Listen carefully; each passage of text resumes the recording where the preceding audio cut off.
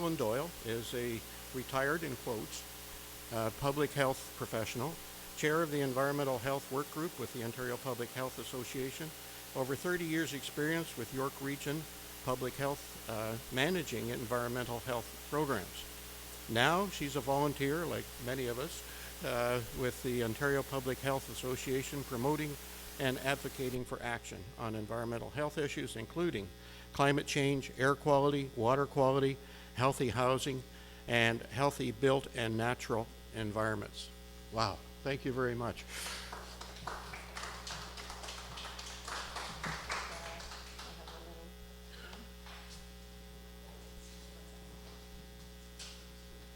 Okay. Thank you, Don. I'm really happy to be here. I'm going to, we don't have a whole lot of time, so I got a few slides, but I'm probably just going to rush through the first few because Courtney said don't be showing a whole lot of statistics, or maybe that's not going to work. But I'm sure the audience here is aware of all of these things. So so Courtney mentioned that she was the president of the Canadian Association of Physicians for the Environment, and I was asked earlier this year if I could research and write a chapter on the health impacts of climate change to Canadians and regionally across Canada. So I'll just show a little bit of that quickly, but I'd like to, at the end of the presentation, talk a little bit about what public health agencies are doing, mostly around Ontario, because I'm more familiar with that, but across Canada as well. So is that, okay, so, no, you can see that too well, but I thought it was important to start with this slide because it just shows how we're warming and the warming that we can expect in the future, and those warming temperatures, what they're doing to increase more extreme weather events and precipitation and extreme heat events, and those are the things that are contributing to the health impacts. So in public health, we look at climate change health impacts. So what are some of the hazards? Who's going to be impacted? Where is it going to happen? And when is it going to happen?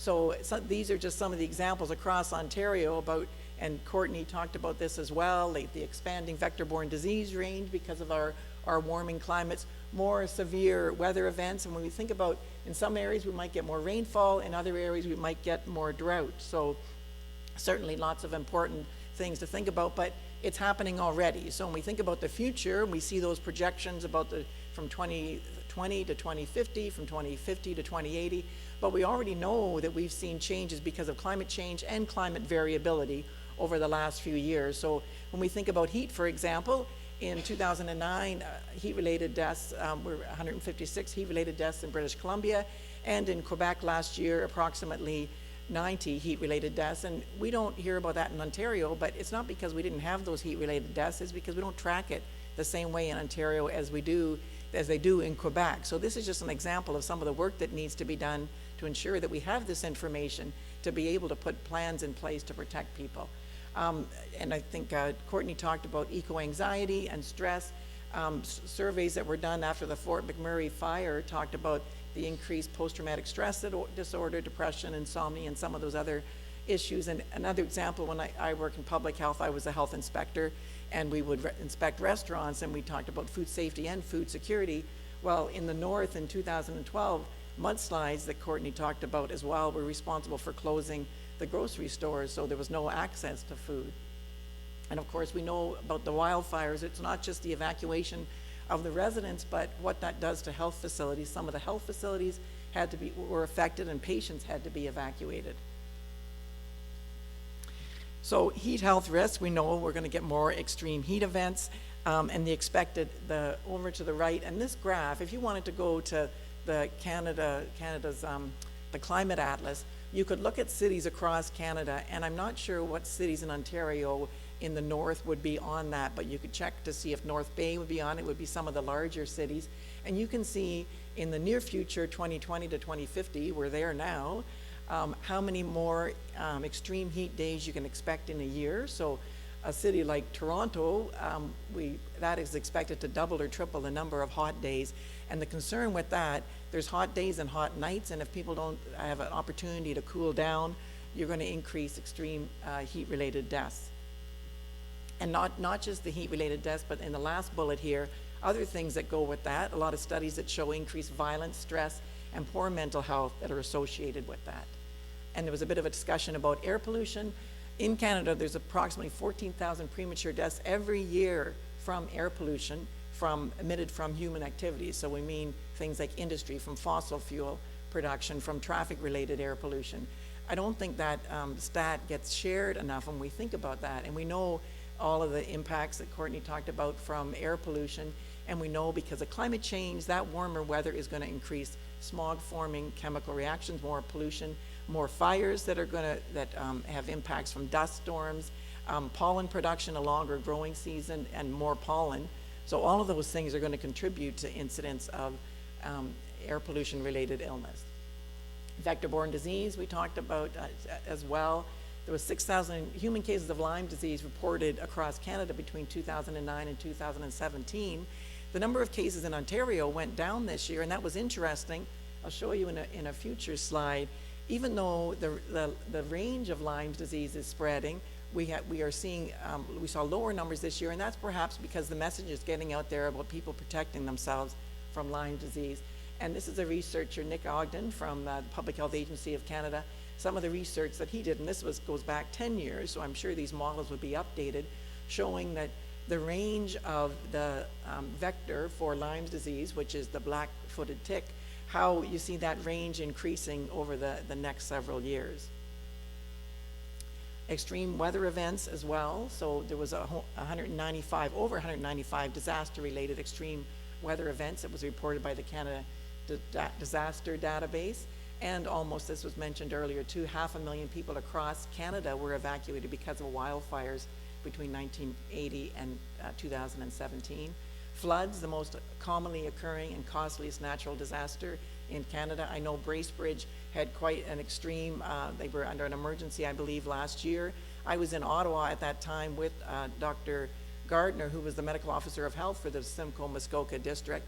And at the same time, we were presenting in Ottawa about climate change. Ottawa was experiencing floods, and Bracebridge was at the same time. Food safety and water quality. So this stat, I got that over 4 million Canadians are affected by foodborne illness annually.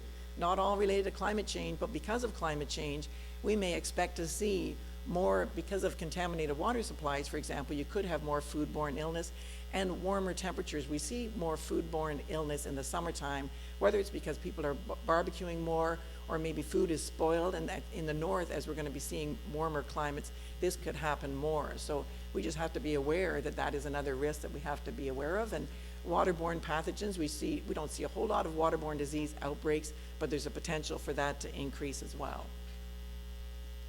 And food insecurity. We already know that there's many communities across Canada that are already experiencing food insecurity, and obviously water insecurity, boil water advisories across the north, and especially in some First Nations communities. And we know that climate change could affect the availability of food sources, especially in the north. And that recent report that came out about the impact to oceans and fish, we see that that's going to be impacting food security as well. And mental health. So this was brought up earlier as well, but when I was doing some of the research, it was interesting that it's not just those extreme weather events. So someone that has experienced a flood, a fire, having to be evacuated, that obviously causes extreme anxiety and stress. But it's also those incremental changes. So rising sea level, if you're living on the coast, more drought that we might be expecting are also going to be causing some mental health stress and anxiety. And the livelihood, so the thought that your livelihood might be at risk because you can no longer to get to your food source, you can no longer do the hunting and fishing that you might be doing for your sustenance and your livelihood. It's not just the immediate risk, but the threat of it in the future that are leading to that. So we know that the Canadians that are most vulnerable to climate change are people on low incomes, older people, children, Indigenous people, those living in the north, and people that are already experiencing health inequities. So we already know, I mentioned earlier, that many people are already in core housing need. Well, if they can't, and also that they're experiencing food insecurity, well, if after an extreme weather event, if there's damage to their home, and they already can't afford housing, how are they going to be able to afford any repairs? How are they going to be able to afford to move to a location that perhaps is less impacted by floods? And I was asked to speak about rural impacts. So It varies. So we know in cities, urban heat islands effects, you've got more concrete surfaces, so you might have more hotter temperatures in cities, and more air pollution because of traffic-related air pollution, more flooding of storm sewers, and you might have a vulnerable population, whether it's aging populations or one of the others that vulnerable populations could be the aging population in the rural communities. When I think about urban populations, we have to look at the demographics. Is it new immigrants? Is it some of the marginalized populations that are going to be more impacted? And again, in rural areas, more people are reliant on private drinking water supplies that might not have a water treatment system on, and might be more impacted by some of the natural disasters like fires, forest fires, and flooding. And they also may have limited access to healthcare facilities. So if you have to travel longer distances after dealing with an emergency, you may not have access so readily. So just in the research I did, some of the impacts to the north that was, Courtney spoke quite a lot about, the melting permafrost, thinning sea ice. So the food that traditional communities would be relying on won't be available any longer, and it'll be dangerous to travel to try and get that. And lots of populations will be displaced. The picture at the bottom, I just read about this earlier this week in Tuktoyaktuk, that there's research that a large portion of Tuktoyaktuk, the community, is going to be lost to the ocean because of the erosion and the storm surges that we're seeing. So it's not just some of those small island nations that we hear about that are going to be underwater. There's portions of Canada that will be impacted to that extent too. And across Ontario, there's research on some of the top three that we see. And when I was working in York Region Public Health, which is just south of Lake Simcoe and it borders on Toronto, some of the things that we were seeing there is more flooding events, more extreme heat events, and more precipitation and vector-borne diseases that we would see in that area. And another one, high UV exposure increasing skin cancer risk. So there's some suggestions, some studies that say there could be more because of the ozone depletion, but there's work that's to reduce ozone depletion. But at the same time, as the summers get longer, maybe there'll be communities that didn't have such warm summers in the past, maybe more exposure to the sun's harmful rays because people are outside a little bit more. And this is just an example that I researched that I was quite astounded when I read this research. So Sandy Lake First Nations is in northern Ontario, and in 2011 over 3,000 residents were evacuated, and in 2014 the First Nations Fire Partnership, they went into the community again and they interviewed the community about how they were impacted, and they said that it was very stressful because they were separated from their family members when they were evacuated. They didn't even receive information on where some of their family members went. Some of the elders in the community didn't have access to the traditional foods, and because they had to leave so quickly, they didn't always have their medicine with them. And I thought these statements were so impactful when some of the people talked about what this did to their family. So the first one, I was very concerned. My granddaughters, 2 of them had asthma along with my wife, so they were concerned about the impact that the forest fires were having. And the other one, when people were put on a plane, they didn't know where they were going. So if you want to go somewhere and you get on a plane, you know where you're going, right? You know your destination. But these people, they were just put on the plane without knowing where they were going. And I just can't imagine what that would have been like for the families, or knowing when they might get back.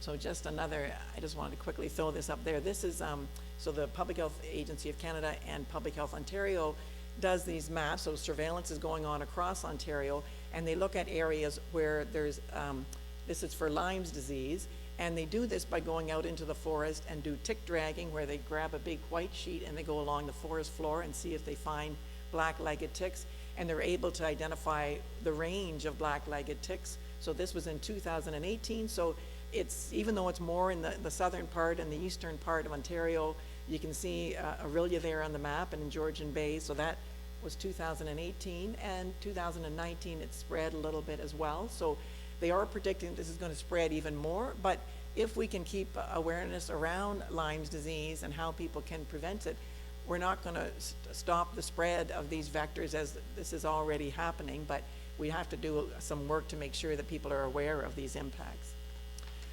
So, well, Courtney talked a lot about mitigation and the need for climate action and whether public health should be working on mitigation or adaptation. I agree we need to be doing both, but one of the things that local health units are doing across Ontario, they're now mandated to assess climate change health impacts in their local communities and look at what the impacts are today and in the future and how well communities are adapted to address the health impacts. So these are some of the tools they use. And we're also using the World Health Organization to develop this vulnerability assessment tool. And Health Canada just earlier this year did a survey of public health agencies across Canada, and 35% of them said they've already started their vulnerability assessment. They're looking at the resiliency of their healthcare systems, nursing homes, community health clinics, and they're doing outreach. Half of them right now are doing outreach to stakeholders and to the public. And 40% are looking at actions that are tailored to their specific vulnerable populations.